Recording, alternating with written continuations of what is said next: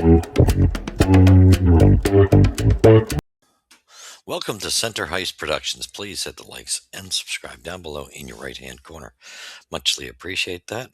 Thank you to my subscribers and followers. Please share it with your friends and family. And if you come across the channel, please don't leave without subscribing and hitting the likes, as it helps us grow the channel, as we've built a good community here, a solid channel uh, dealing with Habs material. And we do a lot of reviews and we talk about facts as they fall, not gossip. We take great pride in not um, going into episodes dealing with total 99% gossip columns like a lot of channels like to do. We don't want to go there. We'd rather wait till the facts fall. And yeah, so we go there, and that's what we do. And we don't get you here with clickbait. All right, so let's get to it. This was Monday night's game, um, with the Montreal going to Minnesota, and quite a game. Even though we came out on the losing end of this game, it was a well played game by both clubs, well fought out. 4-3 overtime win by the Wild. Had to be one of the most atrocious officiated games I've seen in years. Just so obvious, blatant. Normally, I don't like to talk about the officiating, but this one I had to because it stood out and like an eyesore. All right, so let's get to it. We're going to get to the stats right away. First period, 2 goals scored by Minnesota, 1 by the Habs. Habs tied this thing up in the second period, 1-0. And then we get a goal apiece in the third, and Minnesota comes out with the overtime winner on a power play goal, which, yeah, we'll talk about as this goes. All right, so let's get to it. Okay, first goal was scored by Joel Eriksson Ek, assisted by Johansson and Boldy, and that was at 30. This was a quick goal, 38 seconds in, 15:48. Krill Kaprizov scores, assisted by Quinn Hughes and Ryan Hartman. That was at 15:48. Brendan Gallagher manages to reel one in for us at 19:08 of the first period. Late goal with dying seconds, assisted by Phil Deneau and Mike Matheson. Second period, Montreal got off very quickly, right off where they left off. Ivan Demidov scores at 19:43. Excuse me. Assisted by Lane Hudson and Alex Carrier. Tickle in the throat. So this was a tie game at that point. We go into the third, and again, Montreal scores fairly quick into the third period with 12 seconds in. Kirby Doc gets one, assisted by Nick Suzuki and Noah Dobson.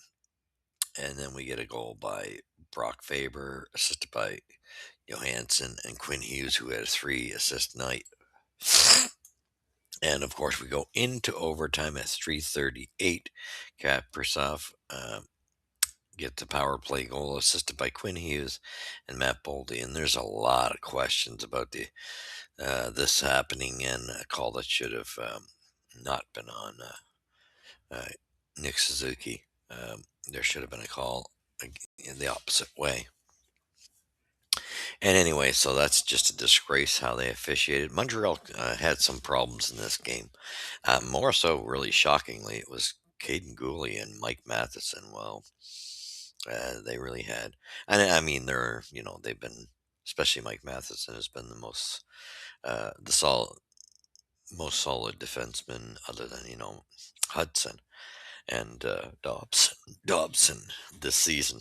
Matheson's still been the leader, clearly showing it. And for him to have a bad night, and Caden Gooley just did not look like he was trying to prove something, and got him into a lot of trouble. He was all over the place, in the wrong place, trying to make up time, trying to do too many damn things at once instead of concentrating on the game. And this is just totally not characteristic of Caden Gooley. So I don't know what went on there mentally with him, but so with that being said, it was this was a tough one because it seemed like sorry to say this, but and again I don't like blaming officials, but they sure as hell worked against the Habs in this game.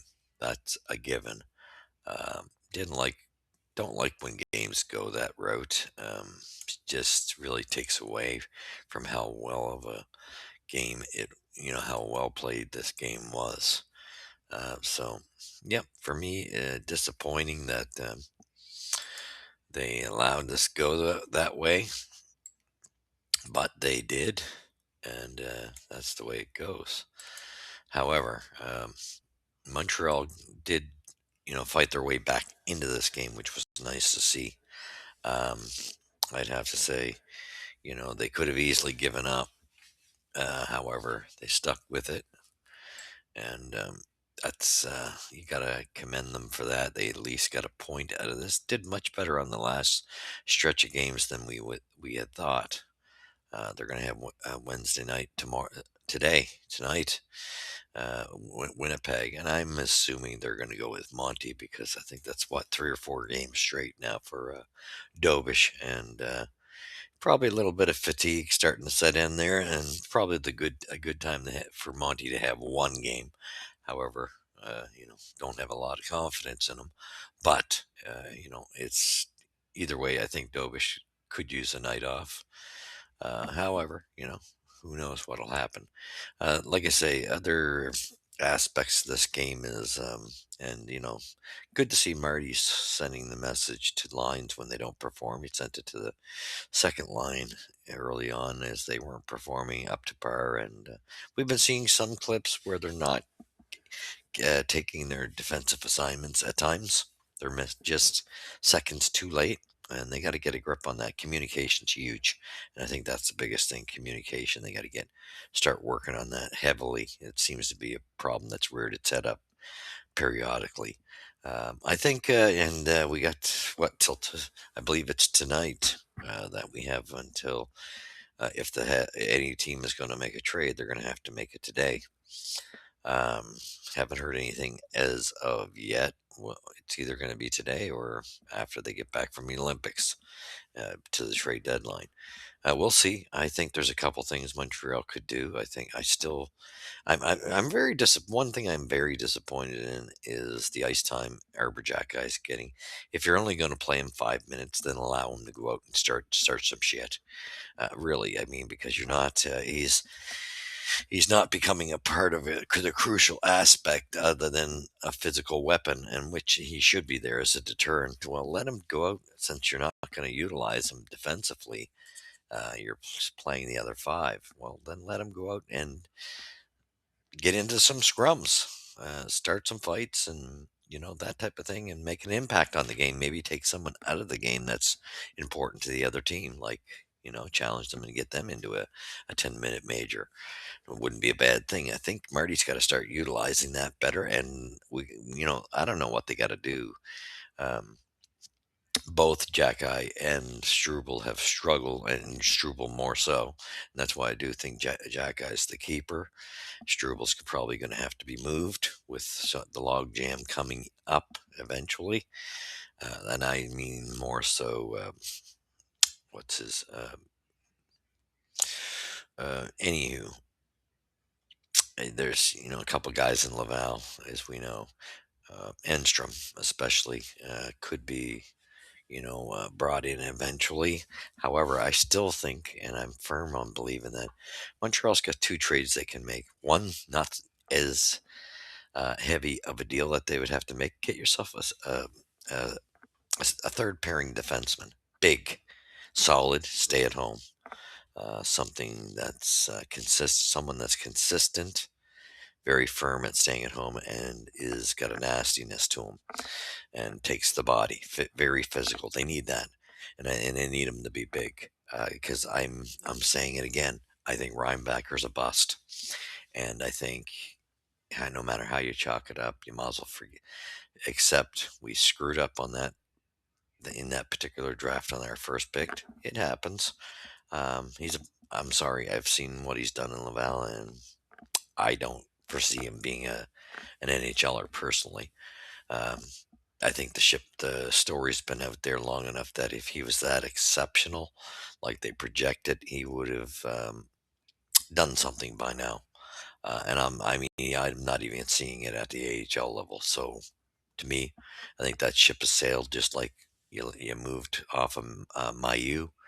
I think it's time to bring in a big, rugged, nasty, right-sided defenseman, and then you can have it being a rotation of that defenseman with Jackeye and Carrier. You could rotate those three in and out of the lineup, giving them all breaks. But they're going to have to work with Jackeye a bit more. He's doing a great job for a youngster who has come up the hard way.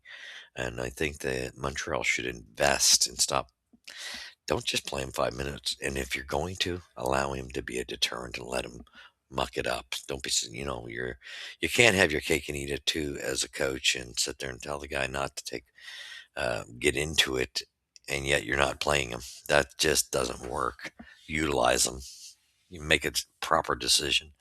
And that's where, Marty's done a wonderful job. I'm still skeptical of the defensive coaching. I'm not a huge fan. And that's also saying it's the system in my books has been, and I just find it's the forwards are also a big part of that problem defensively. Now we've played well, thank God, in the last stretch, but they still seem like Gooley and Matheson last night were the perfect example. Early on, they were just horrendous, and they never did get their game going. They were just sloppy all night long. Unlike themselves, I suppose they're allowed to have a bad night, I guess. Can be costly though. So I think they're going to have to get.